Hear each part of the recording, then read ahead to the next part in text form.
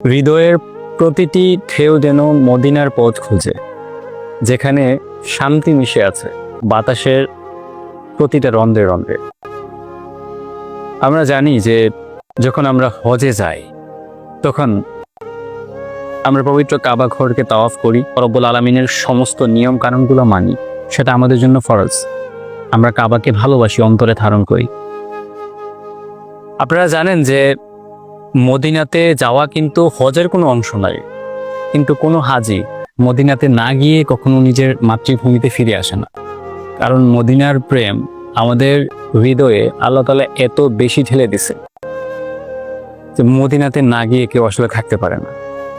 কত হাজি যায়, কত পাথর দিলের মানুষ যায়, যারা হয়তো হেরামেও কান্না করে না, কিন্তু রাসূলের রওজার সামনে গিয়ে যখন সালাম দেন তখন অঝরে পানি পড়ে চোখ দিয়ে।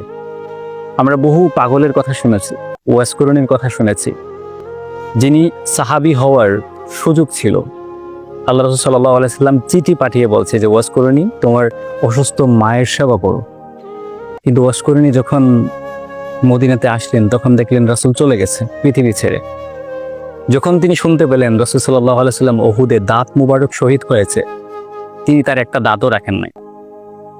ইমাম আজম আবু হানিফা রাহিমাহুল্লাহ তাআলা যখন মদিনাতে গেছে তখন তিনি জুতা পরেন নাই। ইমাম শাফি রাহিমাহুল্লাহ তাআলা যখন মদিনায় গেছেন তখন তিনি হামাগুড়ি দিয়ে হাঁটছে, কারণ তার মনে হয়েছে আমার রাসূল যেখানে নিজের পা মুবারক লাগাইয়ে হাঁটছে সেখানে আমার পা পড়বে, এটা হইতে পারে না। আল্লাহ তাআলা আমাদের হৃদয়ে যেভাবে মদিনার প্রেম দিয়েছে, আমরা যেন সবাই রাসূলের রওজা মুবারকে গিয়ে রাসূলকে একবার হলেও সালাম জানাতে পারি। আল্লাহ তাআলা আমাদেরকে তৌফিক দান করুক।